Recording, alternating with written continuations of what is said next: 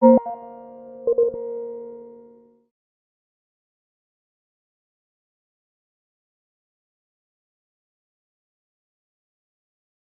días.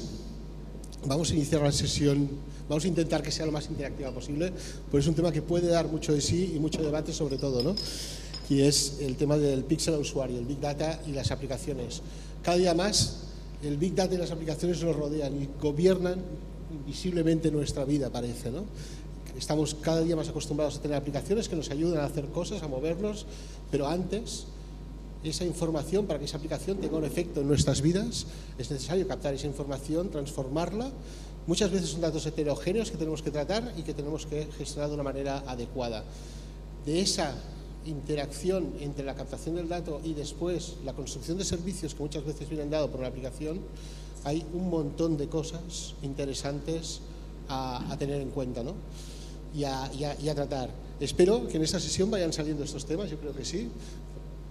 Básicamente Jorge va a dar una pincelada muy grande, una pincelada bastante importante de cómo se captan los datos, de cómo se tratan estos datos, de cómo se gestiona esta información, y después la visión más cercana al usuario nos la dará Miriam. Cedo la palabra a Jorge. Muchas gracias. Gracias. Pues mi nombre es Jorge Amador, soy de Tenerife, de aquí de Santa Cruz, del barrio Somosierra, un barrio popular de aquí de la capital, y trabajo en Holanda, en la Agencia Espacial Europea. ¿Cuál es mi mundo?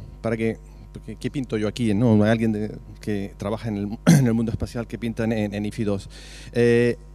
Mi labor dentro de la ESA es de desarrollar las tecnologías que hagan falta para las futuras misiones de la ESA. La tecnología espacial no avanza tan rápido, sí es alta tecnología, pero no avanza tan rápido como las tecnologías terrenas, y tenemos que preparar hoy las tecnologías que volarán en satélites de dentro de 10 o 15 años. También nuestra función es garantizar la competitividad de la industria europea. La Agencia Espacial no somos una agencia de la Comisión Europea, somos una organización internacional separada, donde los países miembros juntan su dinero y proponen conjuntamente su estrategia para el sector espacial. Estamos ahí para ayudar a las empresas, para hacer proyectos con las empresas. Una de las funciones que tengo yo particularmente es la gestión de dos programas tecnológicos transversales, TRP y GSTP se llaman, uno de menos madurez tecnológica, el otro ya más cercano al producto, listo para ser embarcado en satélites o usado en sistemas de tierra, y también como parte de eso damos consultoría a los países miembros a establecer su estrategia tecnológica. Hay los grandes, Francia, Alemania, Italia, que son las potencias europeas en espacio, que ellos tienen su propia política, pero hay otros países más pequeños como Portugal, Grecia, Rumanía, que necesitan nuestro apoyo y nosotros se lo damos. Por ejemplo, esta foto es un ejemplo del satélite Bepi Colombo, que es un satélite científico de exploración planetaria que lanzaremos próximamente para hacer exploración de Mercurio. Están en la foto, lo que se ve es un modelo estructural, no es lo que va a volar, sino un modelo donde se hacen pruebas de estructuras y que lo están metiendo en una cámara de simulación solar. Para que no se me duerman ya de entrada, como ha habido tanto cobertura mediática últimamente de una de nuestras misiones, la misión Rosetta, voy a intentar hacer la conexión entre esa misión y el tema que nos ocupa, que es Big Data. En esta foto, que es un montaje claramente, hay una foto real del asteroide y una imagen del satélite Rosetta y la sonda Philae. Este asteroidizaje, ¿no? Cuando se posa uno en tierra es aterrizaje, pues se podría decir que cuando se posa uno en un asteroide es un asteroidizaje. Se realizó aproximadamente unos 800 millones de kilómetros de la Tierra. El satélite en total ha recorrido unos 6.500 millones de kilómetros. Se fue lanzado en el 2004, o sea que llevaba 10 años volando, básicamente hibernado, sin funcionar, y fue desarrollado en Europa por un consorcio de unas 50 empresas y se empezó allá por los años 90. Para que se den una idea, hagan una idea del entorno en que nos movemos, cuando se envía una señal de satélite llega a Tierra de entre 22 y 28 minutos más tarde, ¿no? O sea que eso da una idea de la lejanía. El objetivo de esta misión pues, es hacer una serie de experimentos científicos en el asteroide. La sonda tiene una serie de taladros y para obtener información, extraer muestras y analizarlas y enviar la información a Tierra, aparte de imágenes ópticas y instrumentos de otros tipos. Aquí ven una serie de fotos. A mí la que más me gusta es esta de aquí, que es un selfie, digamos que una cámara que va en la sonda, digamos, enfocada hacia el satélite y el asteroide detrás. Esto es un auténtico selfie. Esto es una imagen sacada, una imagen sacada con una cámara de lo que era en aquel entonces alta resolución. En los 90, 4 megapíxeles era alta resolución, pero la empezamos a usar ahora, 20 años después. Eso da una idea de los tiempos y la necesidad. En aquel entonces, cuando se congeló, como llamamos nosotros, se congeló el diseño de la cámara, era altísima tecnología, nadie tenía 4 megapíxeles, éramos los únicos, y junto con la NASA, pero ahora esto da risa. Con lo cual, un concepto de que... un concepto a tener en cuenta. La otra cámara, la de navegación, es de 1 megapíxel. Esto está sacado con la cámara de alta resolución, esto está sacado con la cámara de navegación. La cámara de navegación se usa para ayudar al satélite a moverse, a navegar. También sacado con la cámara de navegación está este pequeño vídeo de cuando se soltó la sonda, pues cómo se iba alejando. Son bastantes fotos. Aquí se ve ya un puntito solo, lo que se veía en un momento dado la sonda desde el satélite, y ya esta foto de altísima resolución, los famosos 4 megapíxeles, que es una foto ya de la sonda hacia abajo cuando ya estaba posado en el asteroide. La otra imagen son fotos con la cámara de navegación, la de 1 megapíxel, donde se ve dónde se posó la sonda y la sombra. Entonces, si vemos esto en perspectiva, hacia atrás, en términos de Big Data, ahora estamos trabajando para que misiones similares o que tengan estas características de imágenes, etcétera, esas imágenes que básicamente son fotos de baja resolución por los estándares actuales, sean fotos y vídeos en alta resolución y casi en tiempo real. Por supuesto con un retardo, pero que al menos sea algo bastante más aceptable desde el punto de vista visual. Por supuesto, los resultados científicos son validísimos y no te hace falta grandes cantidades de datos en este caso, pero lo que son las imágenes, sí. Con lo cual es importante para nosotros el factor de invertir en Big Data para obtener mucha más ciencia por cada euro que invertimos. Pero hablando de Big Data, lo más importante para nosotros, lo más pesado es la cuestión de observación de la Tierra. En concreto, la constelación Copernicus, que son una serie de satélites, en torno a 15, 16, que estamos haciendo para la Comisión Europea, que van y que tiene un símil en el sistema de información de ciencias de la Tierra de la NASA, que van a generar un montón de información para monitorizar la Tierra, el mar, la atmósfera, gestión de desastres, seguridad, etcétera, etcétera, y que van a generar del orden de 20 a 22 terabytes al día. Eso viene a ser unos 5.000 y pico, 5.300 DVDs al día, con todo tipo de informaciones visual en todo el espectro, y que van a tener una cobertura mundial entre 5 y 10 días dependiendo del satélite. Es decir, cada semana aproximadamente tendremos unos 25 o 30.000 DVDs de datos para procesar con información de todo tipo. Eso sí que es una marea de datos increíble y que necesitamos grandes capacidades de proceso. Va a haber un ecosistema de científicos y empresas que van a usar esa información y que realmente nos introducen en el campo de Big Data en espacio.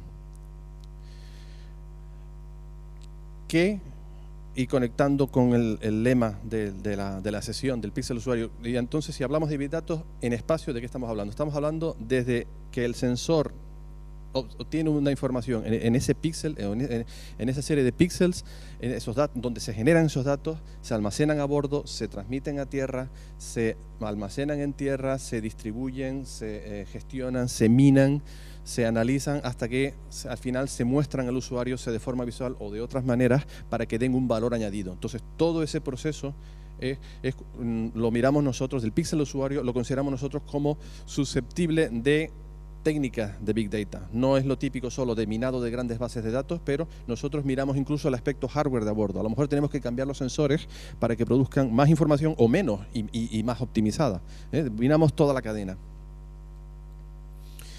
En este aspecto tuvimos hace unos meses en Roma la primera conferencia de Big Data from Space, de grandes datos para espacio, participantes de 28 países, 450 asistentes y hubo unas conclusiones bastante claras de que tenemos que invertir en este tipo de tecnologías. Era organizado por la ESA, la Comisión Europea, distintas agencias nacionales espaciales, distintas universidades y empresas, y realmente parece un momento de explosión en el mundo espacial, sobre todo con estas grandes cantidades de datos que va a haber de la constelación Copérnicus, pero no solo por eso, sino por la cantidad de datos que van a venir de iniciativas privadas, de las cuales voy a hablar un poco más tarde. Entonces, ¿qué es el Big Data? Ya he dicho para espacio un poco lo que significa, pero en general se habla de que Big Data se caracteriza por 4 Vs. En la conferencia le hemos añadido una V, la última, valor. Entonces, se caracteriza uno por el volumen. Estamos hablando de grandes cantidades de datos. Velocidad. Esas grandes cantidades de datos necesitan ser gestionadas, analizadas, necesitan ser usados a grandes velocidades, muchas veces en tiempo real. Hablamos de variedad. No estamos hablando de siempre el mismo tipo de datos, estamos hablando de datos totalmente heterogéneos en muchos casos. Hablamos de veracidad, la calidad de ese dato. ¿Nos podemos fiar de él? ¿Tiene una fuente fiable? Y del valor, el valor ya económico. ¿Realmente tiene un valor añadido? Ese dato podemos hacer aplicaciones del usuario final que le valgan la pena. Una cosa que está creándose ahora poco a poco es la cadena de valor del Big Data. Hasta ahora, el Big Data era está un poco recluido en ambientes científicos donde la misma persona o grupo de científicos cogían los datos ya que venían del satélite y generaban un producto de usuario final. Ahora no, ahora se está construyendo una cadena de valor donde hay actores que trabajan en momentos específicos de esa cadena de valor. Tenemos, por supuesto, los proveedores de la infraestructura, en este caso podríamos hablar de Copérnicus o cualquier otra infraestructura en espacio. Hablamos de infraestructura de servicios HPC de computación de altas prestaciones y otros servicios de infraestructura básica. Luego tendríamos en el otro extremo al usuario final que adquiere la información, un producto o servicio, o sea un producto o un servicio, para ayudarle a su trabajo, a tomar decisiones, sea una decisión para a lo mejor decidir si regar aquí en esta parcela más que en esta, echar insecticida aquí y aquí no, gestionar desastres, monitorizar tráfico aéreo, marítimo, etcétera, etcétera, y en general cualquier tipo de lo que se llama business intelligence, ¿no? De información útil y estratégica para tu negocio, sea el que sea. Que cada vez vamos viendo que información que viene de infraestructura de espacio está cada vez más introducida en todo tipo de procesos de decisiones en empresas normales. En medio, entre la infraestructura básica y el usuario final, tenemos a la cadena de proveedores de valor añadido, que te dan servicios de gestión de datos, aplicaciones de minado y de análisis, servicios de visualización, etcétera, etcétera. Para mí, y ya extendiendo no solo a espacio, sino en general, la convergencia, lo que va a generar sobre todo esas grandes cantidades de datos que llevan al término Big Data, no va a venir de aplicaciones gubernamentales, sí, a cosas puntuales como Copérnicus pueden ser interesantes, pero en general la gran cantidad de datos va a venir de la Internet de las cosas y de esos datos que vienen de las cosas en su almacén en la nube. Entonces es importante hablar del concepto de Internet de las cosas, que básicamente es la adición de inteligencia y de conectividad a objetos que hasta ese momento eran, digamos, entre comillas, tontos y que estaban aislados. Eran objetos tontos y aislados y que ahora se convertirían en inteligentes y conectados.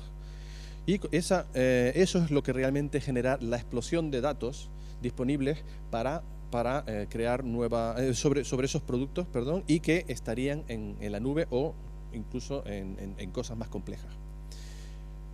Definamos un poquito lo que es la Internet de las cosas. Hemos dicho que estamos hablando de objetos inteligentes, esa inteligencia le añade funcionalidad por un lado, a lo mejor ese objeto ahora hace cosas que antes no hacía, los coches cada vez más tienen mucha más inteligencia, está la navegación, un montón de cosas que los coches de hace 20 años no tenían, son más inteligentes. Y se mejoran las prestaciones, y se puede mejorar prestaciones o optimizar su uso, ahorrar consumo de energía, etcétera, etcétera. Con lo cual se están creando, solo añadiendo esa inteligencia, se están creando nuevos mercados. Aquí en el ejemplo típico de objetos inteligentes por la casa que se pueden controlar desde una app, por ejemplo, en un smartphone, y que uno puede recibir información de cómo va la calefacción, cómo encender las luces, apagar las luces, etcétera, etcétera. En el aspecto de conectividad, esos objetos estarán conectados a una nube genérica de datos. No estoy hablando como en el caso anterior de conectados, digamos, localmente a una app que lo gestione y que reciba esa información. No, cuando se habla de objetos conectados, se habla de conectados a un concepto genérico de nube, donde esos datos que genera ese objeto crearán oportunidades para optimizar el uso. El caso de los smart grids es muy típico, ¿no? Las centrales de generación de electricidad están generando un montón de información que permiten optimizar el uso, permiten optimizar la generación de energía, cuándo se usa y dónde se usa. Lo más importante para el tema que nos ocupa es que esa generación de datos puede crear nuevos productos y nuevos mercados, tanto en torno al producto en sí mismo como a los datos que genera ese producto. Si enfocamos al producto en sí mismo, el hecho de añadir inteligencia ya crea un nuevo mercado. Por ejemplo, aquí tengo una plaquita, un productito que básicamente lo que hace es darle la conectividad. Eso que hace ahí es una antenita Wi-Fi para incorporar bastante miniaturizada, para incorporar en objetos y darles esa conectividad.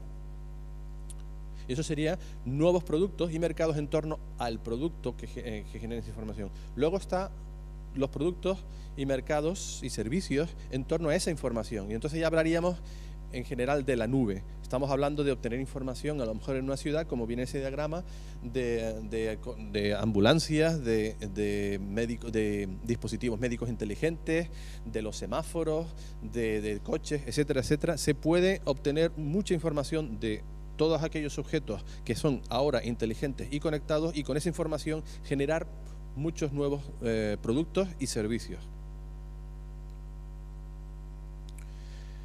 Entonces, yo lo que veo aquí, cuando hago un paralelo con las otras infraestructuras más tradicionales, es que es un momento ideal, porque se está creando la necesidad de una nueva infraestructura, una infraestructura que yo lo llamo crítica. Ayer este tipo de infraestructuras, creo que llamó el presidente del Cabildo, Alonso, infraestructuras troncales, electricidad, agua, gas, etcétera. Pues mi propuesta es que estamos ante el nacimiento de una nueva infraestructura troncal, y que nos da muchas oportunidades, y nos da la oportunidad misma de crear esa infraestructura. Tenemos infraestructuras tradicionales, de electricidad, de agua, tenemos infraestructuras más recientes como la telefonía y mucho más reciente como la internet, infraestructuras que son todavía más recientes, todas basadas en espacio, como las satélites de comunicaciones, satélites de meteorología, de navegación GPS, ¿no? Que ahora ya mucha gente no puede vivir sin el GPS, y básicamente es una infraestructura que lleva ahí 30 años, lanzada por el Departamento de Defensa americano para objetivos militares, pero que ahora se ha convertido en indispensable para muchos de nosotros. Entonces, como yo lo veo, es que la infraestructura necesaria para generar esas grandes cantidades de datos y hacer algo útil de ellos, realmente se convertirá en troncal y nos da una oportunidad. Y entonces yo, al llamarlo más que la nube, lo llamaría, es algo mucho más que eso, lo llamo mar de nubes, o cloud sea. Mirando un poco para apoyar mi tesis, o mi hipótesis, miré un poquito en internet el ranking de empresas canarias según facturación, y me encontré con esto. He sacado solo las empresas que son de infraestructuras. La primera es Unelco, con 2.300 millones. Esos son datos del 2009. Y la fuente es del registro mercantil. La cuarta es DISA, o sea, petróleo. La séptima es Chevron, también petróleo. La 11ª es Vinter Canarias, transporte. Fred Olsen, transporte. DISA, tenemos ahí varios. Haciendo un inciso, me llamó la empresa que está en el número 8, que no es de infraestructura, pero me llamó la atención. Asadero de Pollos, la 8ª gran empresa canaria. No, la verdad me llamó la atención, un toque curioso, pero bueno, eso es aparte. Pero lo que voy es que todas las grandes empresas son, todas las infraestructuras críticas o troncales tarde o temprano se convierten en grandes empresas. Esto todavía da más fuerza al argumento de que es un momento de crear infraestructura y es una infraestructura que puede crecer y de forma exponencial, si la aprovechamos bien esta oportunidad. Esta infraestructura, como si la analizamos frente al modelo de las 4 más 1 Vs de Big Data, ¿cómo sería? En cuanto a volumen, yo la veo no como algo donde hay que meter un montón de dinero y datos desde el principio, sino algo con un crecimiento orgánico, que serían las propias empresas las que fueran poniendo sus datos, ciertos datos más o menos estratégicos, e incluso llegado el momento, personas particulares que pudieran poner datos para determinados usos en eso, y que eso creciera, ya digo, orgánicamente. Estaríamos hablando de velocidad, haría falta bastante velocidad. En Canarias existe la infraestructura de computación de altas prestaciones y de comunicaciones bastante decente. En mi opinión, esto sería algo que tiraría todavía más de esas prestaciones, tanto de computación como de conectividad. Estaríamos hablando de una ultra variedad. No, en el caso de Copérnico estamos hablando, sí, muy variado, pero es algo centrado en espacio y en una serie de cosas, de parámetros, de físicos. Pero aquí estaríamos hablando de datos, cada uno de su padre y de su madre, de cosas de la seguridad social hasta información sobre la temperatura en la casa de Menganito. Sería algo realmente variado. Con lo cual estaríamos hablando, si queremos hacer una infraestructura software lo más resumida posible, estaríamos hablando de generar datos con un formato estándar. Luego la semántica, lo que significa ese dato, que significa lo que quiera, y lo definiremos con metadatos, pero que al menos el formato sean estándares. Luego estaríamos hablando de la veracidad de esos datos, con lo cual cuestiones como la seguridad, la confianza en esos datos y la confianza de que aquel que da esos datos tiene en que no sean usados de forma anómala, no sean distribuidos por el mundo, etcétera, etcétera. Y por supuesto, el valor, y ya digo que es una conclusión de la conferencia que tuvimos hace unos meses sobre espacio, es que realmente la apertura de esos datos, que no significa que sea gratis, pero que sean datos abiertos, fácilmente accesibles. Luego ya se verá el modelo de negocio, si es gratis, si es por cobro, si es por uso, si es comprar los datos, si es pagar por uso, ya se verá. Pero lo que sean abiertos, fácilmente manipulables y accesibles, eso es un factor obligado para conseguir fomentar el valor añadido de esos datos. Como ejemplo de nuevas infraestructuras que se están creando, aparte de las tradicionales que he mencionado y esta nueva que estoy proponiendo, tenemos Google, que es un monstruo que se ha creado en pocos años, ha obtenido los datos de muchos satélites de observación de la Tierra de los últimos 40 años, ha generado no sé cuántos petabytes de información, y creo que son 40, 50 petabytes de información, y los pone disponibles para el que los quiera usar. Es una infraestructura que está ahí, una infraestructura de datos y que se puede usar y que puede generar mucho valor añadido. Ya he hablado de Copernicus. También hay infraestructuras de servicios al ciudadano, lo que se llama e-government, e-health, etcétera, que en Estonia, que es curioso, es un país muy pequeñito, con menos habitantes que Canarias, y un Producto Interior Bruto que es la mitad que Canarias, si no recuerdo mal. Son líderes en este campo. Hace poco se convertirán en nuevos miembros de la ESA en poco tiempo, y hace poco fuimos un grupo de gente a entrevistarnos con la gente del gobierno y grupos de empresas, y me llamó la atención que nos decían que eran líderes mundiales en este tipo de software, que es también son infraestructuras. Tenemos también, con la explosión de la impresión 3D, también habrá una explosión de gestión de datos de esa impresión.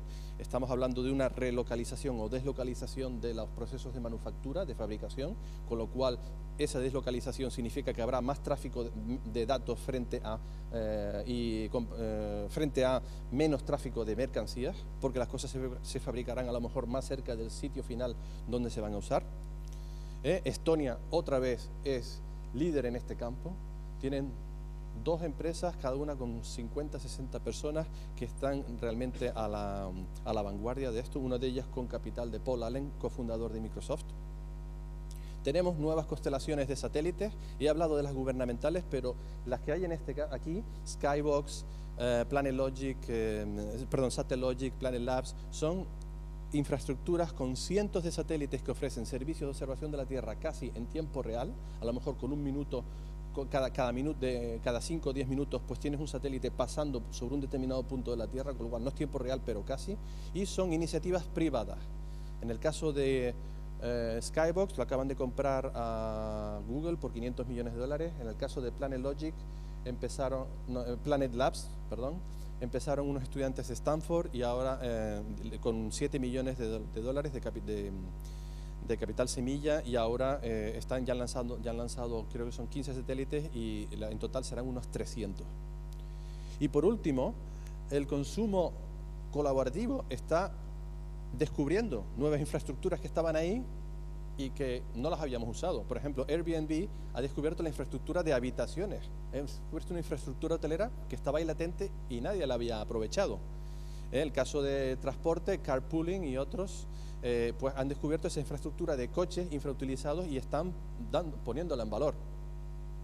Con lo cual, eso también hay que tenerlo en cuenta. Ese tipo de aplicaciones están creando infraestructuras. Para concluir, y me quedan 50 segundos,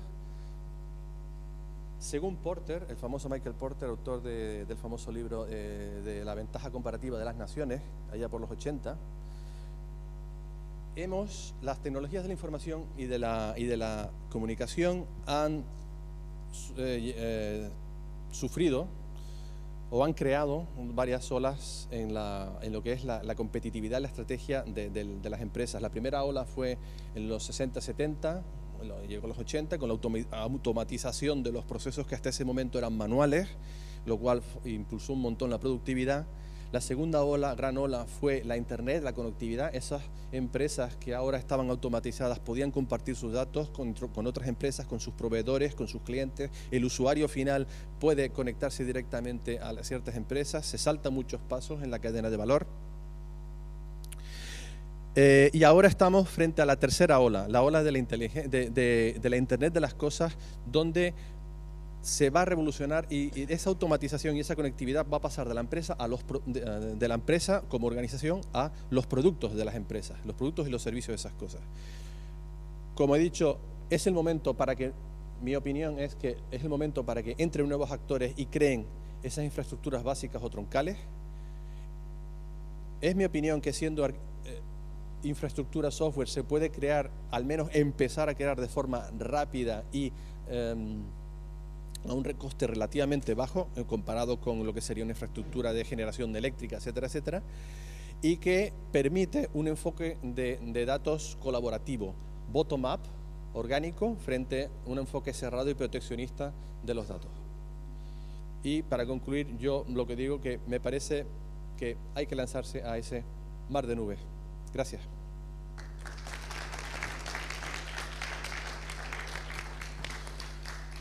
Muchas gracias, Jorge. Si te parece, después hacemos todas las preguntas, porque yo creo que hay mucha interacción entre lo que tú has explicado y lo que ahora nos va a explicar Miriam. Está claro que es importante disponer de una conectividad que nos permita que cualquier objeto pueda darnos información. Está claro que esa información debe ser accesible por diferentes actores, pero el verdadero valor muchas veces viene del uso que se haga de esa información. Creo que Miriam nos va a dar una buena pincelada de cómo utilizar esos datos y cómo ponerlos en valor para el ciudadano, para aquellas personas que de alguna manera quieran aprovechar esa potencia del Internet de las cosas. Muchas gracias. Me encanta además que Jorge haya acabado con Porter, porque precisamente Porter nos contaba, o lo que venía a decir es cómo el marketing y la manera de hacer negocios cambia de manera dramática con la Internet de las cosas. ¿El PDF funcionará?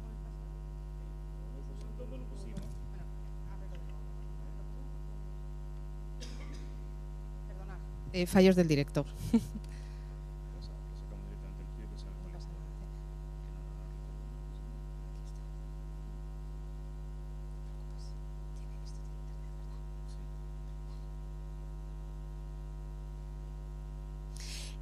Vamos a empezar viendo un vídeo.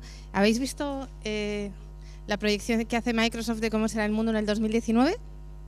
Bueno, si no lo habéis, bueno, alguno lo habrá visto, vamos a ver aunque sean unos minutos. A mí me gusta mucho este vídeo porque muestra, tocándolo, bueno, pues cómo vamos a vivir, no es ciencia ficción, es algo que ocurre, toda la tecnología que está en el vídeo está disponible, lo que no está es democratizada, es decir, no todos tenemos acceso a ella. Vamos a verlo un momentito y vemos realmente, bueno, pues cómo todo lo que nos ha dicho Jorge se convierte en una nueva manera de vivir. Fantástico, no funciona. Ah, vale.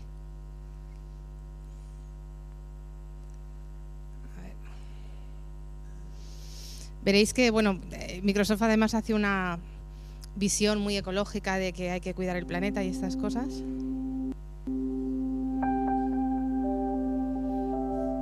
Desde la manera en la que los niños aprenden, se comunican, desde lugares diferentes del mundo, están hablando la India con Estados Unidos.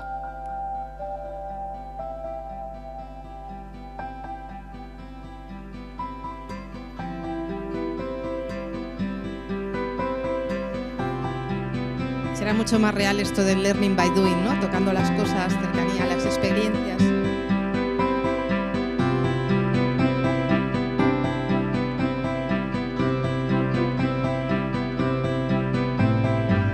Otra reflexión, ¿quién dijo que el papel ha muerto? Pues el papel ha muerto como papel, pero habrá nuevos soportes que son interactivos y que nos permiten hacer muchas cosas, como podéis ver a lo largo de todo el vídeo.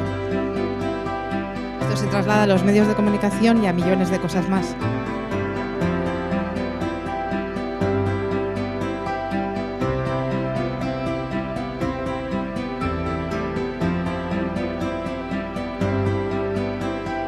Pensar que cada dispositivo está conectado para que nos dé información en tiempo real.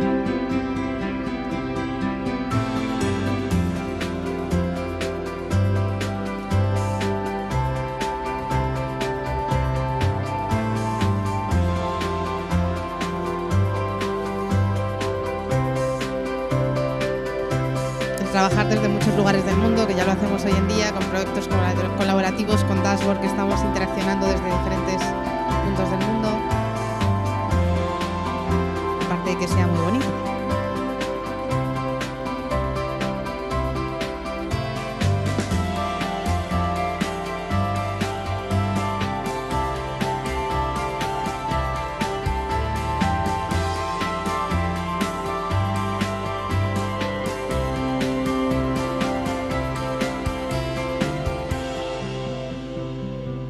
Imaginaros cada vez que viajamos por el mundo y estás en un enorme aeropuerto en Ámsterdam o en cualquier otro sitio y necesitas encontrarte con alguien o encontrar la puerta de embarque rápidamente. Mola, te lleva. Ahora veréis. Lo localiza.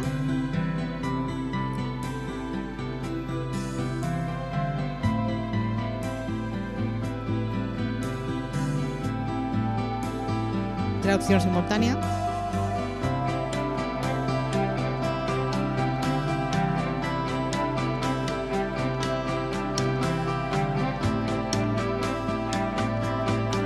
Siga la flecha, así no se pierde. La evolución de Tontón llevado a el pedestre.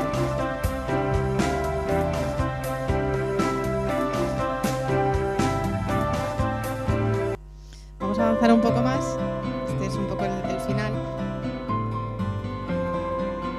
Veis que esto es un periódico, pero desde un soporte, el grafeno y todos estos nuevos productos, estos nuevos desarrollos que permiten, que son muy conductores y que permiten que, bueno, podamos utilizarlo para muchas cosas. Este señor se está leyendo el periódico, pero ahora va a hacer otra cosa fantástica. Desde luego es muy ecológico, porque el concepto de papel como lo conocemos hoy en día desaparece.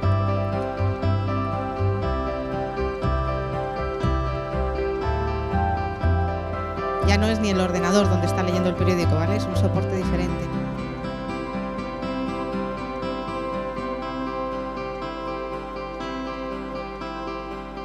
Sin duda yo también quiero vivir en una casa como esa. Es la gracia mayor del vídeo, ¿no? Bueno, veis la capacidad de análisis. Hay otros vídeos por ahí de Corning maravillosos donde vemos, bueno, por realidad aumentada para la educación en parques naturales. Este sería un lugar con todas las maravillas naturales que tiene las Islas Canarias, la capacidad de hacer realidad aumentada o de paseos didácticos donde realmente vayas contando experiencia, qué es lo que está pasando, qué estás viendo, puede ser maravilloso, ¿no? Ahí lo dejo como idea. Bueno, seguimos. La realidad es que las apps, que hay mucha gente cuando hablamos del mundo de las apps que dice, no, es que a mí esto de las apps me parece un rollo, yo no uso apps. ¿No usas apps? Bien. ¿Tienes un smartphone? Sí. ¿Usas WhatsApp? Bien, es una app. ¿Usas Facebook? Es una app. ¿Usas Google Maps? Es una app. Todos son apps. Las apps lo que son pues la herramienta que nos permite conectarnos precisamente con los datos y con la Internet de las cosas. Y lo que se está haciendo, esto es de la conferencia de Las Vegas de 2014, y bueno, pues de lo que más estábamos hablando era de gafas. Bueno, sabéis que Google ha sacado del mercado sus gafas, pero en breve contraatacará con otro producto similar, más evolucionado. Estamos hablando de wearables, pero no solo para las personas, de wearables para las personas, para las mascotas, para los bebés. Ahora veremos que hay una cantidad de posibilidades, ya no es solo, ¿quién tiene una pulsera de Fit por aquí o la ha probado? Es algo absolutamente normal. Por aquí no sé si se lleva tanto, pero vamos, en Madrid no eres nadie si no eres runner, no molas. Y además hay que tener una pulsera de Fit y estar ahí compitiendo con la gente y tal. Yo solo corro detrás de mi hijo, entonces voy fatal. Pero lo normal es que es una tendencia y todo el mundo lo tiene. Bueno, pues eso que era algo muy normal se está convirtiendo, o digamos que era un poco como de frikis, se está convirtiendo en que tiene una serie de aplicaciones pues realmente fascinantes, ¿no? Hablábamos de lo que nos decía Jorge del Big Data, pues fijaros, cada día se van a recoger 2.200 petabytes. Esto del petabyte, que yo dije, suena fatal, me puse a mirar qué era y era una cifra de ceros que se me salía de la transparencia. Es mucho, son muchísimos datos que se están recogiendo cada día. Pero pensar que sí, toda la población del mundo, digamos, bueno, del mundo en general, porque hay una tendencia, si viéramos un mapa de la conectividad, donde más aparatos conectados habrá, no por individuo y poblaciones, en África y en países no desarrollados. ¿Por qué? Porque un teléfono móvil, que puede parecer algo de lujo, es un elemento de supervivencia en una tribu de África donde van con taparrabos y el jefe de la tribu tiene un móvil que hace que tengan semillas, que tengan abono, que puedan recibir vacunas, que tengan una emergencia y su conexión con el mundo cuando están a días de distancia, ¿vale? Entonces, de repente, bueno, la conectividad va a crecer de manera espectacular y en el mundo rico, pues como tendremos frigoríficos, pulseras conectadas, camisetas, zapatos, millones de cosas, se prevé que para el 2020 más o menos cada individuo tendrá unos 6,8 dispositivos conectados. Entonces, imaginaros la cantidad de datos que se van a generar. Esto del Smart System, a mí me gusta hacer esta reflexión porque se produce gracias a tres cosas, sin duda. A que tenemos los dispositivos que hacen que esto sea posible y en España tenemos una de las mayores penetraciones de smartphone de Europa, ¿vale? Un smartphone no es un teléfono móvil, ¿vale? Es algo que hace muchísimo más. De hecho, el teléfono o el smartphone, mejor dicho, prácticamente lo que no hacemos es hablar con él. En el estudio, luego por la tarde, bueno, pues lo contaré un poco más en otro workshop, pero si miráis en The Update, el estudio de las apps en España, nuestro último informe en septiembre, es tremendo porque además tenemos datos directamente de Los Ángeles, de WhatsApp y tal, que la gente ya no quiere hablar. Es como, por favor, no me llames, escríbeme. Entonces, hablamos con más cantidad de gente, pero solo queremos mensajearnos, escribimos. Entonces, la manera de comunicarnos ha cambiado de manera absolutamente espectacular. Sin duda, la conectividad de la que nos hablaba Jorge es absolutamente relevante. Si no tenemos esa capacidad de conectividad, las cosas ocurren en microsegundos y muy rápido, tenemos que tener el satélite un poco más cerca para que no tarde, ¿no? Pero es maravilloso y además hacen falta esas infraestructuras. ¿Cuántas veces tenemos el teléfono que decimos esto no va y tenemos cobertura de red pero no tenemos cobertura de servicio? Porque el 4G, que es muy bonito, está ahí, pero no siempre hay 4G en todas partes, es decir, no hay casi en ningún sitio. A ver si efectivamente todo esto avanza y no sé si se llamará en el futuro en tiempo corto 5G, 7G o lo que sea, pero la realidad es que la capacidad de conectividad y la velocidad tiene que multiplicarse de manera exponencial en muy poco tiempo para que todo esto sea posible. Y luego, sin duda, las personas y los procesos, perdonad que se ha desarmado un poco al hacer el PDF, las personas y los procesos en el sentido de que las personas tendremos todos esos dispositivos conectados y los procesos por los que nos moveremos serán mucho más rápidos. Ejemplos que ya existen. cuando vamos por las autopistas y simplemente tenemos nuestro control T como en Madrid, que pasas y ya te cobra, tienes tu cuenta bancaria. Cuando estás tocando con la tarjeta de transporte en el metro de Madrid. Millones de cosas que estamos haciendo en las que no hacemos nada y nos cobran por hacerlo, estamos utilizando un servicio y es facilísimo, tocamos un botón. ¿Por qué Internet ha penetrado de manera espectacular en el segmento de individuos de más de 55 años? Por las tabletas. Porque yo le puedo explicar a mi madre y me cuesta 25 minutos que haga un Skype con mi hermano que vive fuera y es como, es que me sale una cosa muy rara abajo, pero le pones un iPad o una tableta, toca un botón y habla. Y entonces de repente se sienten inteligentes, capaces. Entonces se ha incorporado un porcentaje de población elevadísimo a utilizar Internet a través de estos nuevos dispositivos. Y eso también es una oportunidad de negocio bastante fascinante. ¿Qué ocurre alrededor de todo esto? Estamos hablando de location y tracking, de ver dónde está la gente, de monitorizar qué hace de los bancos, de estar localizando dónde compramos, qué compramos, cuándo compramos, las tiendas o las marcas, monitorizar si hemos ido a la tienda, mirar y si hemos cerrado la compra en la tienda o no. Bueno, empieza a haber una serie de procesos interesantísimos en torno a los nuevos modos de consumo que realmente, bueno, cambian los modelos de negocio, ¿no? Nos podemos caer. Había una de las grandes ferreterías super macro enorme de Estados Unidos, se fue a la quiebra precisamente porque tenía los empleados más listos del mundo, la gente iba, se enteraba de para qué servían las cosas, de cuál era el mejor modelo y luego se lo compraba por internet porque era mucho más barato, ¿no? Bueno, pues este tipo de problemas empiezan a ser muy, muy relevantes. ¿Cuáles son los 5 sectores que lidera la Internet of Things? Sin duda la comunicación en los medios, ¿vale? Cada vez estamos más conectados. Nos hablaba Jorge del Digital Signal. En el Digital Signal ya hay muchos casos en Estados Unidos y se está empezando a implementar en España de exterior interactivo que nos reconoce. Mola, el otro día estaba yo uno y me decía que tenía 25 años y digo, bien, esto me gusta. Pues te identifican. En Estados Unidos incluso, fijaros, llegan a detectar la raza porque es muy importante si eres negro, blanco o eres chicano. Entonces te sirve un tipo de contenido, un tipo de publicidad absolutamente diferente, no solo por el sexo y la edad, sino la raza, ¿vale? Incluso el idioma puede ser determinante. El Digital Signal no tiene capacidad, pero en un momento dado, bueno, pues con determinados perfiles pueden llegar incluso a servirte en un idioma concreto. Es brutal. Estás pagando en la gasolinera y de repente el anuncio en el McDonald's, el anuncio que te sale detrás es un anuncio absolutamente personalizado para ti.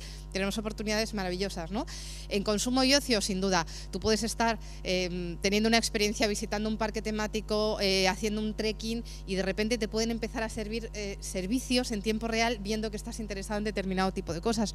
O, sin duda, la gestión logística. La gestión logística es espectacular. Por ejemplo, en Update Rioja, que llevamos ya 3 años haciéndolo, nos contaban el caso de uno de los segmentos, aparte de la farmacia y la medicina, uno de los segmentos donde más ha empezado a utilizar las apps en B2B es en los vinos, en las bodegas. Entonces, de repente, claro, los tipos de los comerciales y tal están ahí como cabreados, como, ay, nos van a poner un iPad, nos van a controlar lo que hacemos, yo les regalo el vino a quien me da la gana, esto es un asco, tal. Entonces, de repente, fue espectacular el cambio cultural porque se dieron cuenta de que esa app, donde, aparte de que tenía unos vídeos maravillosos de información, maridaje y lo que os podáis imaginar, tocaba un botón y todo eso se convertía en pedidos que automáticamente les quitaban una media de 3 horas de trabajo al día. Con lo cual tenían mucho más tiempo, vendían mucho más rápido y les seguían regalando el vino a quien querían y a sus amigos. Pero al final, la manera en la que cambiamos los procesos es espectacular, ¿no? Y está en el día a día. En recursos naturales, sin duda, como nos decía Jorge, de ver la naturaleza, qué es lo que hay, dónde podemos explotar las cosas, estar previendo desastres naturales, millones de cosas, no solo desde el punto de vista energético, y además medidores y calibradores de redes eléctricas para que sea mucho más eficiente, para que sea todo mucho más ecológico y en realidad para que todo el mundo funcione mejor. Si vamos a tener esta saturación de datos, tiene que haber una manera de que todo esté muy bien controlado. Os voy a dar solo 5 tips de lo que van a ser las tendencias de la movilidad en el 2005, según dicen los grandes expertos. Y una, la seguridad es crítica. Esto de que hayamos visto fotos en pelotas de todas las famosas en Facebook y todas estas cosas, bueno, pues empieza a ser un problema. La gente se preocupa con los métodos de pago y los desarrolladores, bueno, tienen el reto de dejar de ser tan condescendientes en aras de la usabilidad y poner un poquito más de foco realmente en la seguridad, porque es bastante relevante. Los wearables, una tendencia muy curiosa es que esto del fit ya no es lo que más mola. Ahora mola mucho más otras cosas mucho más smart. Por ejemplo, hay camisetas, ¿quién ha sido? Louis Vuitton, me parece, tiene ya una camiseta que ha sacado al mercado que tienen dispositivos que miden tus constantes vitales. Por ejemplo, hay una camiseta que ahora no me acuerdo cómo se llama, que ya funciona en Madrid, que te conecta directamente con el 112, individuos que son susceptibles de sufrir un infarto. Bueno, pues esa camiseta, el uso, mejora la esperanza de vida de un 60%, porque antes de que tú sepas que te está dando un infarto o te desmayes, el chip ha conectado directamente con el 112 y ya saben que te está dando un infarto, están geolocalizados y te vienen a buscar, ¿no? O, por ejemplo, la monitorización en bebés. La eliminación de muerte súbita y de millones de cosas, individuos, digamos, desprotegidos o difíciles de controlar, sobre los que puedes tener un control de su estado de salud, ¿no? Eso cada vez funciona más. O no solo, por ejemplo, hay unos zapatos que se desarrollaron para ayudar a individuos que tienen Alzheimer, que llevan un pequeño chip que vibra en el pie, y entonces parece ser que eso genera estímulos en el cerebro que, aunque el tipo no sepa dónde va vibrando, y entonces es capaz de instintivamente volver a su casa, a donde tuviera que ir, sin necesidad de, bueno, pues de que le digas nada, ¿no? De manera intuitiva. Y además tú puedes estar monitorizando por dónde va el abuelo que se te ha perdido. Entonces, en realidad, de repente encontramos aplicaciones a la vida diaria realmente espectaculares, ¿vale?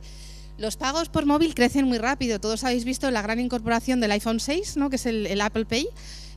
Bueno, estaba ahí la gran lucha de quién va a liderar. Los bancos tienen mucho miedo porque ven que los store y que cada uno está ahí luchando por a ver quién se queda con las pelas.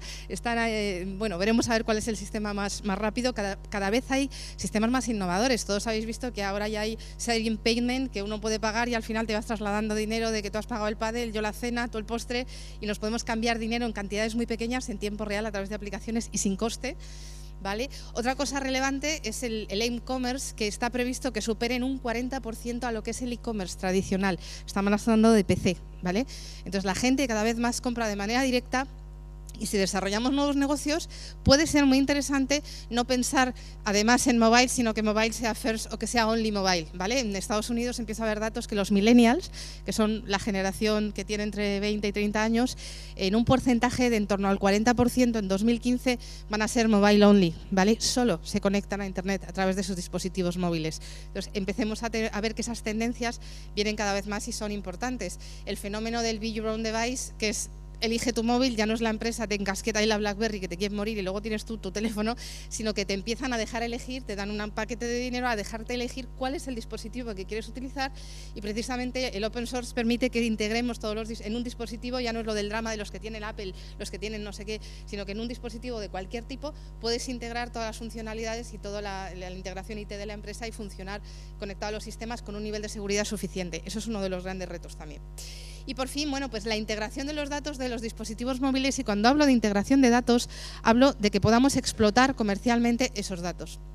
Si el móvil es un dispositivo que es individual, porque las tabletas las compartimos, está en el salón, te la quitan los niños, estamos ahí entre todos, o simplemente pues la gente que vive en un hogar, incluso una casa, un piso compartido de jóvenes, la tableta es algo que se comparte. El móvil no. Incluso un niño que lleva un móvil porque es para que esté localizado con sus padres con control parental, es de él, no lo comparte. Entonces, el elemento que lleva cada individuo consigo cada día y que es personal, debería de ser nuestra mayor herramienta de marketing, y todavía hoy no lo es. ¿Por qué? Porque Comscore, bueno, ha habido una movida tremenda durante el último año y medio para alinear los datos y que estuvieran de acuerdo en la manera de recabarlos, en la manera de calcularlos, y ya la tecnología está permitiendo que todos esos datos converjan y se utilicen de manera inteligente y se utilicen en tiempo real. Porque yo lo que quiero es que si estoy comprando algo, me manden una oferta o me dan una información, ocurra en tiempo real. Si me lo mandan 2 días después, ¿no? La famosa historia de Iberia, mandas un mensaje y 2 días después te dice hemos recibido su mensaje, eso está la mierda, ya he vuelto de Londres, ya no necesito que me ayude. Era un poco el mensaje del tipo en Twitter, ¿no? Está documentado. Bueno, pues esto ya no pasa. O por ejemplo, el desarrollo de los e-beacons y de determinadas tecnologías, como también nos enseñaba antes Jorge, que te permiten mensajes absolutamente geolocalizados en entornos muy concretos. No siempre estamos hablando de la oferta, estamos hablando del aporte de valor. ¿Qué más te puedo dar en este momento que estás teniendo una experiencia con mi marca o en mi ciudad o en este momento para que te ayude, ¿vale? Y ya el gran resumen que quería hacer era un poco, aquí hablamos de Customer Driven y hablamos de que el futuro es de los que sean capaces de predecir. Obama lanzaba un vídeo que, bueno, en entornos de estos de educación, de la school, me gusta mucho utilizarlo porque siempre dice, señores, tenemos un problema. La demanda de gente que sea capaz de manejar datos y de ingenieros es así en este país, y la gente que lo estudia es así. Todo este trozo, socorro, que vienen los indios y los chinos, me hace mucha gracia su perspectiva, pero la realidad es que hace falta que haya muchas más mujeres que estén metidas en el mundo de IT. Es necesario que las niñas empiecen de hecho hay una diseñadora canaria y hay un montón de gente que ya está creando proyectos interesantísimos para que las niñas a través de la moda se acerquen a las apps y al desarrollo, pero la realidad es que el mundo va a estar dominado, o los que estemos buscando trabajo para el futuro tengáis que orientar a vuestros hijos en dos caminos. Los ingenieros que sean capaces de desarrollar toda esa infraestructura, esa tecnología, el gran reto que nos lanza Jorge de conseguir colectar todos esos datos, reunirlos de manera rápida, veraz y eficaz, y luego la gente que sea capaz de meterle inteligencia a eso. No es solo tener millones de datos y morir por infoxicación, sino que seamos capaces de, en tiempo real, generar redes neuronales o la metodología o la tecnología que sea más apropiada, que irá evolucionando mucho, hoy en día es lo que mejor funciona, las redes neuronales, para que seamos capaces de aprender cómo se comporta el usuario y servirle lo que quiere en ese momento, lo que realmente le aporta valor. Porque lo que nos gusta, la experiencia que queremos, es que nos manden un mensaje absolutamente personalizado, y yo no soy igual que Juan, ni que María, ni que Paco, ni que Marta. Y quiero exactamente que me digan, hola Miriam, entra por aquí y tienes ya preparado tú, o llegas a un hotel, pasas el teléfono, te abren todo, está todo personalizado. Eso, para que ocurra, tiene que ocurrir en tiempo real. En el PC nos vamos en 8 segundos de la pantalla, en el móvil nos vamos entre 3 y 5. Entonces, o las cosas ocurren así de rápido y así de personalizadas, o realmente no van a ocurrir, ¿vale? Bueno, y dejo ahí el reto lanzado. Para nuevas oportunidades, como digo, están empezando a aparecer formaciones, cursos sobre analítica y Big Data. Realmente el dar inteligencia, como os digo, a esos datos es uno de los retos, y además yo creo más divertidos, ¿no? Siempre que hay grandes críticos con el marketing digital, que es lógico, me hace mucha gracia porque yo llevo 20 años trabajando y claro, cuando yo empecé, cuando tenía 19 años, claro, la tele era algo que salía el 1, 2, 3, lo veía todo Cristo, y aquello ya estaba solucionado, ¿no? En realidad, si hacemos una campaña en un medio tradicional o en televisión, que está muy bien, emitimos un anuncio y nadie sabe qué pasa. Unos meses después podemos haber vendido más o no. En el marketing digital tenemos la oportunidad de medir muchísimo, pero no todo, tampoco es Lourdes. Pero de no medir nada a poder medir prácticamente todo, hay un gap espectacular, y de repente nos volvemos locos y queremos medir hasta la última pieza del puzzle. Bueno, esto va evolucionando, y yo creo que el Big Data va a aportar un montón de conocimiento y una nueva manera de hacer las cosas que realmente, bueno, es el sueño de un marketer, ¿no? De cualquiera que tenga un producto que vender y quiera conectar con su cliente. Escuchar a los clientes va a ser relevante para ver qué está ocurriendo. No me extiendo más, daros las gracias y espero que os haya inspirado. Muchas gracias, Miriam. A lo largo de las conversaciones, bueno, de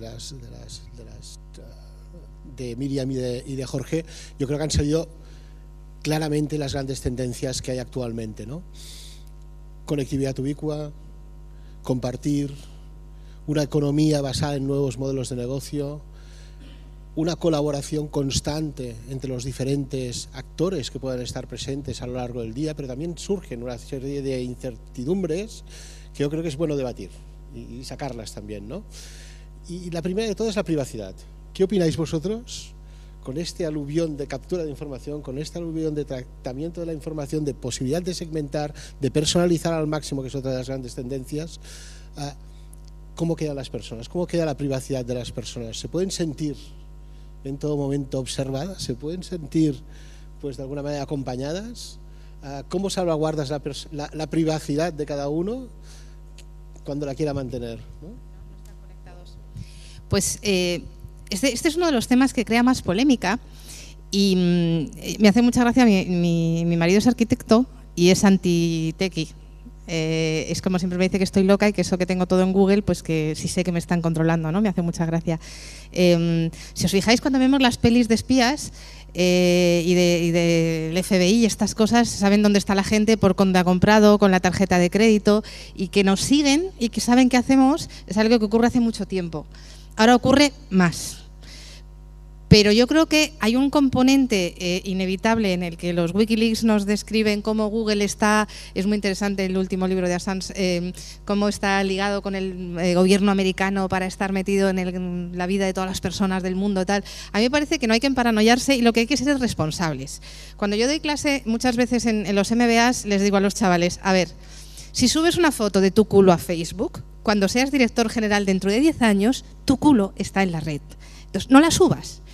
Si no queremos hacer fotos que encuentren fotos nuestras sin ropa o en cualquier situación, quiero decir, hay que ser conscientes de que los datos están ahí, de que hay un riesgo. Yo creo que donde sí tenemos que tener muchísimo cuidado es cuando hay transacciones monetarias, cuando está nuestro dinero, nuestras cuentas corrientes. Y yo creo que la vida va a ser un continuo evolucionar de intentar cada vez meter más seguridad, pero yo lo que llamaría es también a un acto de responsabilidad de los individuos. Siempre te están diciendo los bancos, no subas tus claves, no guardes en determinados sitios que tienen acceso a cosas que pueden ser relevantes para tu economía, para tu privacidad. Entonces yo creo que esta locura de las redes sociales de que hay que compartirlo todo y ponerlo todo, pues hay que empezar a hacerlo con responsabilidad y no colgar cosas que no queramos o pensemos que en el futuro pueden dañar nuestra imagen. Hay que trabajar tu imagen digital y ver qué es lo que hay ahí. Yo añadiría que está claro que tenemos que, para incorporarnos en esta nueva sociedad que creo que están haciendo, en esta tercera ola, algo de nuestros datos tenemos que compartir.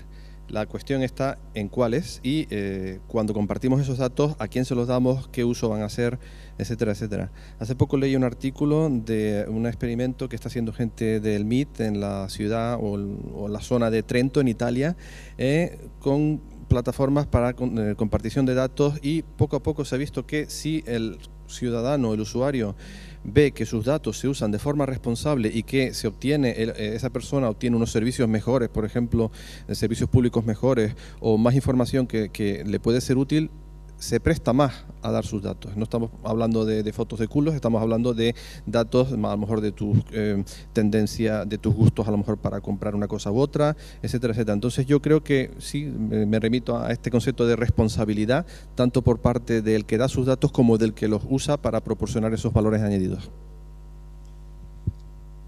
Otro tema que ha salido mucho y todos habéis estado hablando es la conectividad, la facilidad de disponer de las infraestructuras capaces de conectar, pero no siempre están disponibles. Hay zonas del territorio en que es difícil poder tener esa conectividad, ¿no?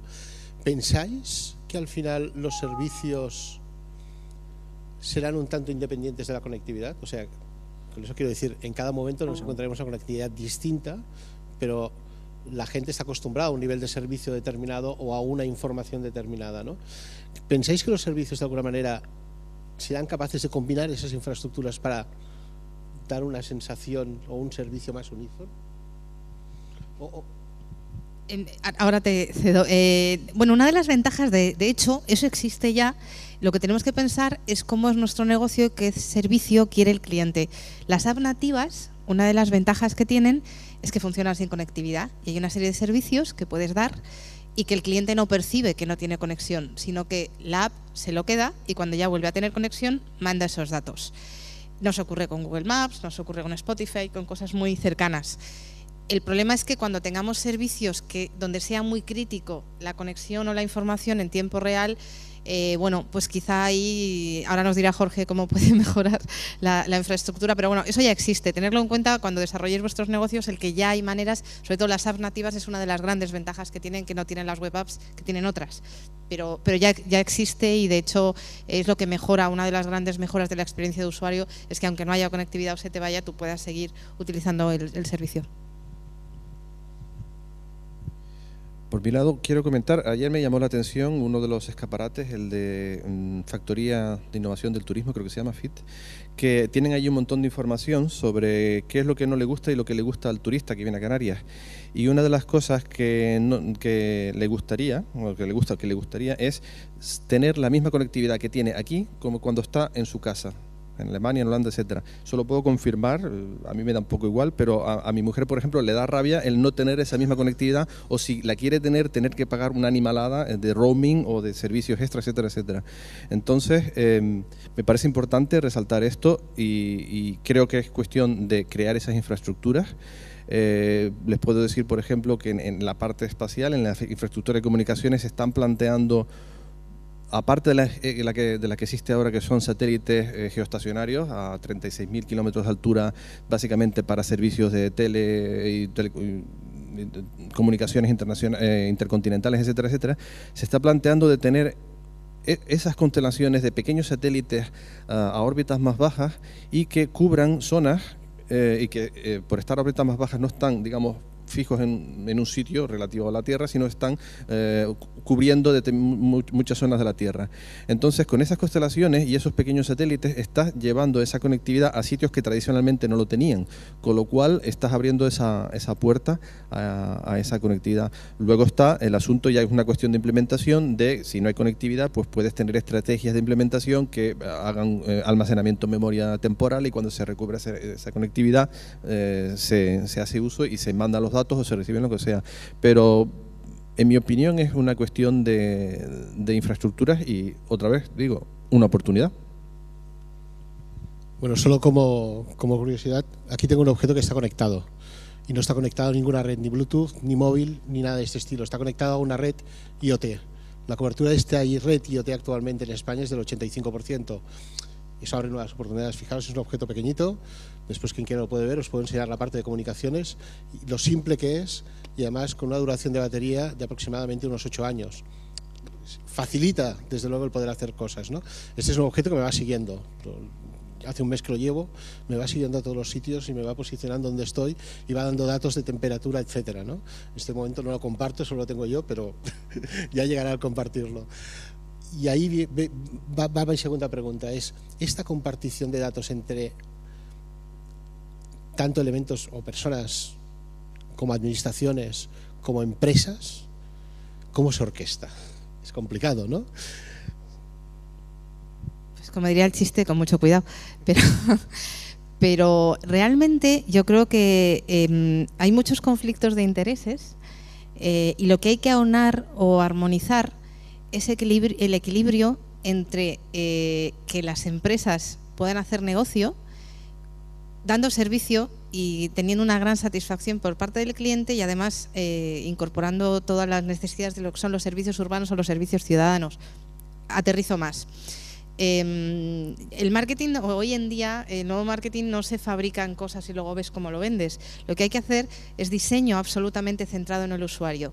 Mirar qué es lo que la gente necesita y qué es lo que la gente quiere. Hace unos días estaba en un encuentro, en un meeting donde había una persona de una gran consultora, era una persona de gran cierta edad que no voy a nombrar, que me hizo gracia porque decía, bueno, es que esto de las big cities, trabajamos con los alcaldes porque realmente a los ciudadanos es que no saben lo que quieren, hay que dárselo. Claro, yo estaba indignada, le decía, no, perdona, el ciudadano no va a decidir si va a utilizar una tecnología H, B o C porque no lo sabe y además no se le espera, no tiene que saberlo. Lo que sabe es que quiere estar en la parada de autobús y saber si su autobús va a tardar 1 minuto, 2 o 5.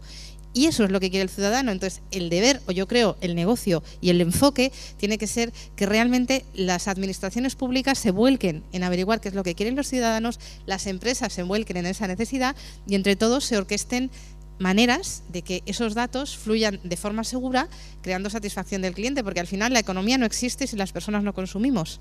Luego, enfocarse en el usuario realmente es la manera de que todo sea sostenible, rentable, y la gente, como muy bien decía Jorge, cederá sus datos si ve que mejora el medio ambiente, que le dan ofertas de mejor calidad, que mejora la situación de la ciudad. Empiezan a funcionar muy bien las aplicaciones de reporting de se ha roto la acera o que la gente colabora de manera, las plataformas colaborativas para el cuidado de un incendio, en Valencia me parece que tiene incluso para cuando se rompe alguna zona de riego y hay desperdicio de agua. O sea, es espectacular cómo puede funcionar. Entonces yo creo que poniéndole un poco de foco todos inteligencia se puede llegar a una unificación de objetivos. Estoy de acuerdo contigo. La única cosa que yo diría es que al final, cuando hablamos de infraestructuras públicas, lo que deben de ser es facilitador de esa interacción con el ciudadano, ¿no? Y que al final esa infraestructura lo que le provea es de esa información para que él se pueda generar hasta su propio servicio, no tenga que esperar que la administración le dé el servicio, ¿no? O sea, al final se convierte la ciudad en un facilitador del día a día de los ciudadanos que combina infraestructuras y datos. Perdonad que ponga un inciso yo, pero es que me he estado mordiendo la lengua todo el rato porque... Yo quería apuntar la compartición de datos o infraestructura en general. Y a mí me gusta dar un ejemplo. Como dije, vivo en Holanda y allí la compañía que da servicios de fibra óptica, servicios integrados, fibra óptica, telefonía, internet de alta velocidad, etcétera, etcétera, en mi zona, tiene un servicio muy curioso que me parece interesante nombrar. Tú puedes abrir, tienes un servicio para abrir tu wifi de casa a aquellos usuarios de la misma compañía que pasen cerca de tu casa y puedan usar, en vez de una red tipo 4G pública, etcétera, pueden usar tu wifi cuando pasan por la puerta de su casa. A cambio, ellos, es simétrico, a cambio ellos tienen que abrir la suya de forma que se cree una red.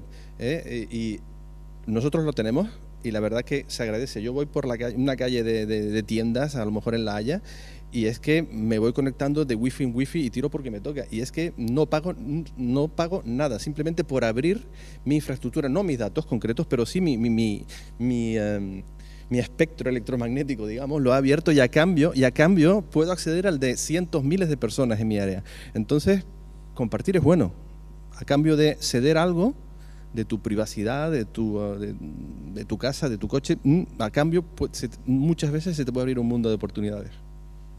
Estabas hablando de FON, que es algo que ideó una persona que vive aquí en España, que es el fundador de Yastel, y que ha expandido en todos los sitios, menos aquí en España, que los operadores se han encargado de que esto no vaya adelante. Es una lástima. Sí, sobre todo porque eso decimos, es la compartición, el gran qué de los próximos tiempos. Una pregunta que, escuchándoos, me surge es, fantástico todo esto, pero para llevarlo a cabo hay determinados retos, hay determinados puntos clave que es necesario superar.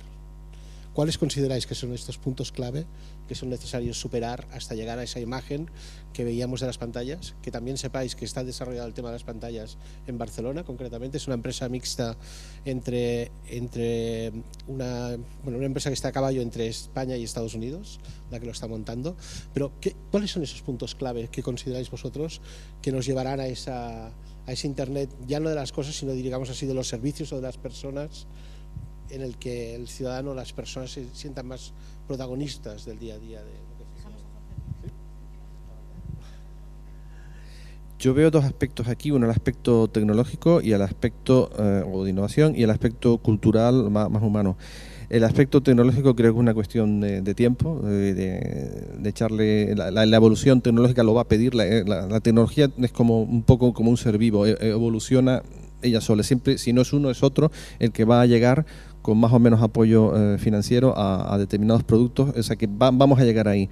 El principal reto que veo yo es más en las personas, que la gente acepte un cambio de paradigma, que creo que poco a poco se está haciendo, pero yo creo que tiene que haber aún más ese uso responsable de datos, de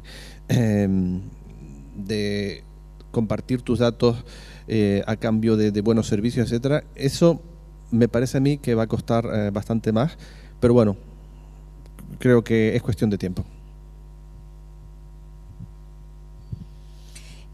Como dice Jorge, no sabemos cuánto tardará en que la tecnología acompañe, pero yo estoy de acuerdo completamente en la visión de que si tenemos un beneficio, rápidamente lo adoptamos. Un caso, por ejemplo, hay una aplicación que se llama Fintonic, que están ahí luchando en el mercado con el cambio cultural, porque, claro, es una aplicación a la que le tienes que dar tus datos de acceso a tu banca online. ¡Oh! Ni de coña, decimos todos, no doy mis datos a nadie, pero el valor que te aporta, que es bastante grande, te dice, a ver, es que realmente yo puedo ver qué haces en tu cuenta corriente, pero solo lo puedo ver porque el dato de identificación para hacer cualquier tipo de gestión o de traspaso o de movimiento, como lo tienes en tu tarjeta y tal, yo eso no lo tengo. Lo que te estoy es aportando valor para, bueno, pues gestionar tus cuentas, avisarte si te quedas en descubierto, cuando te llega un pago, cuando va a llegar no sé qué, darte recuerdos. Entonces, es una nueva manera de gestionar la economía que de repente es un choque cultural espeluznante. Pero, sin embargo, nos contabas que está empezando a penetrar cada vez más, pero porque la gente le encuentra valor. Yo creo que somos capaces de ceder nuestros datos y es la experiencia de usuario la que va a hacer que realmente mejore. Un caso muy claro lo hemos tenido con el abuso del Facebook Connect o el Twitter Connect, pero sobre todo en Facebook, cuando de repente muchísimos servicios decían, bueno, pues pongo el Facebook Connect porque la gente no tiene que logarse, es fenomenal, hago clac, pero si luego me vas a tener mi muro de Facebook absolutamente lleno de post o de información que tú estás poniendo, porque yo se supone que en el doble opt-in legalmente te has cubierto y te he dado el permiso, pero me la estás colando de manera terrible. Entonces, la gente ya está muy enfadada con ese tipo de cosas. Entonces, las buenas prácticas, eliminar completamente el Black Hat, sobre todo que el usuario sea el que decide qué quiere hacer en cada momento. Cada vez que hagamos o diseñemos una interacción de pago, de compartición, de login, el usuario tiene que ser absolutamente capaz de decidir qué quiere compartir, a qué te deja acceder. Eso de comparto tus datos, me dejas que vea tu muro, tus contactos, tu no sé qué, eso tiene que empezar a desaparecer. De hecho, ya se está empezando a hacer, y yo creo que ese uso responsable es lo que hace que la gente ceda datos, y yo creo que encuentre esa experiencia de usuario. Si tenemos un beneficio, rápidamente todos lo adoptamos. Hace unos cuantos años el presidente de Hewlett Packard decía: qué tontería, ¿quién quiere tener un ordenador en su casa? Eso es una estupidez. Bueno, mira dónde estamos, con un smartphone. Me he olvidado si había alguna pregunta en... Yo tengo una última, pero prefiero dejarla al final. Pónganse ahora, es que nos han puesto y así ya me dejan libre el micro. ¿Una pregunta?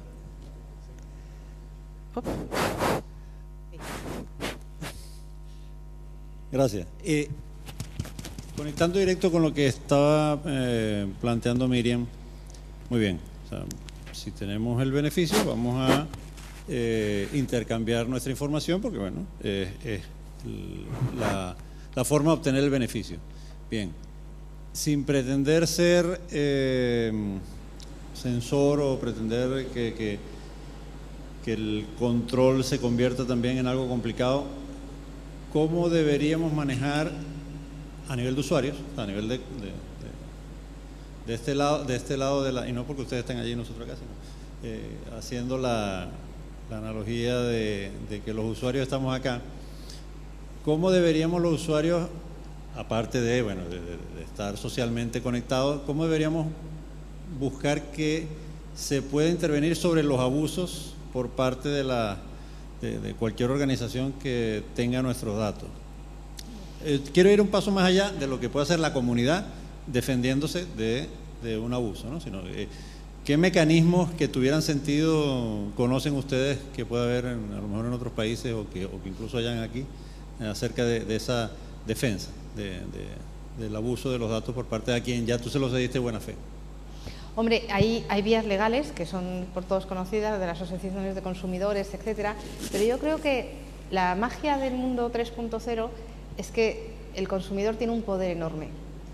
Yo creo que lo que mejor funciona es crear una gran crisis en el sentido de somos capaces de comunicarnos entre nosotros, de utilizar las redes sociales y que hacer que una noticia dé la vuelta al mundo en 0, si hay una empresa o una organización que tiene esa mala práctica y se detecta y se empieza a generar una oleada de protestas, la ventaja es que el usuario tiene la ventaja de abandonar una marca. Yo siempre digo que las marcas no son infieles, los usuarios no son infieles, son las marcas las que son infieles porque están siendo infieles a la experiencia de usuario que te habían prometido.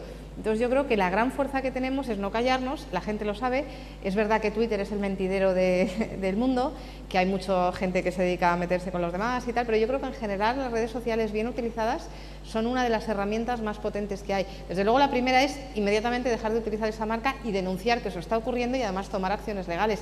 Yo creo que hoy en día las cosas dan la vuelta al mundo de manera espectacular y es la mayor herramienta que podemos tener, porque al final, bueno, pues sabemos todos que los lobbies de poder, las administraciones tienen su tema, pero cuando se crea una crisis fijaros, las empresas del IBEX empiezan a estar absolutamente todas en las redes sociales desde hace un año y pico aproximadamente, no antes. Antes era el niño, tenían ahí al becario, les daba miedo.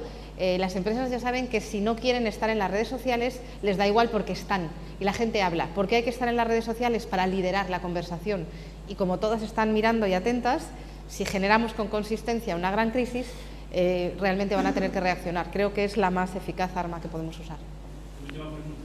Mi pregunta va en relación a la obsolescencia, a la caducidad y el envejecimiento. Es que no se oye, acércate. Perdona. En varias capas, no solamente en cuanto a hardware, en cuanto a software, en cuanto al propio dato, en cuanto a la legislación. Teniendo en cuenta que los ciclos cada vez de cambio son cada vez más rápidos, incluso a veces llegan a haber tecnologías que no llegan a implementarse porque aparece su siguiente versión antes de que llegue al ciudadano a pie. Bueno, ahí al final, si te fijas y vamos al mínimo, lo que no cambia es el dato. esa información. Y al final ese es el cambio de paradigma de alguna manera. Hasta ahora se montaban servicios, por decirlo de alguna manera, con su infraestructura y con todo para dar ese servicio. Ahora el cambio es, el dato es el que me permite generar servicios. El cómo consigo ese dato, hoy es blanco, mañana es negro, con 3G, con IoT, como sea. Pero al final es el dato el que me permite el aislar lo que diríamos, lo que es el servicio, ¿vale?, respecto a la tecnología que pueda haber por debajo, ¿vale? La otra cosa importante es el Big Data. Big Data yo creo que contribuye mucho porque ya no estamos hablando de sistemas, y eso representa también un cambio dentro de los sistemas organizativos, ya no estamos hablando de unos sistemas pensados para una aplicación, para un servicio y tal, sino que estamos hablando es de datos heterogéneos que puedo relacionar entre ellos, crear ontologías y a partir de aquí generar pues servicios, ¿no? De alguna manera lo que estamos haciendo es ir a simplificar al máximo lo que es necesario para generar o aislar la tecnología de lo que es el valor que pueda tener el dato.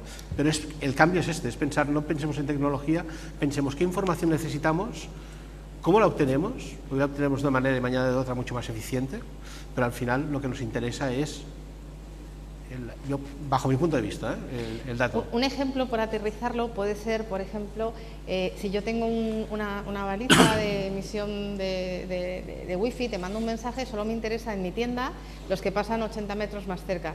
Entonces, en el momento en que te has ido, ya no me interesaba ese dato porque has pasado por ahí. Pero, sin embargo, si sumo todas tus interacciones, puedo hacer un mapa de por dónde te mueves en la ciudad y saber qué tipo de usuario eres. Y entonces te puedo clasificar y puedo saber qué cosas te gustan. Entonces ahí te puedo clusterizar. Entonces la magia no es, o sea, es coger ese dato y sacar la inteligencia, no acumular datos porque sí, sino ser capaces de seleccionar las cosas que realmente aportan valor. Por desgracia no tenemos más tiempo. Yo creo que ha sido una conversación bastante interesante. Hemos tratado temas que en los próximos años veremos. Yo me he quedado un par de preguntas,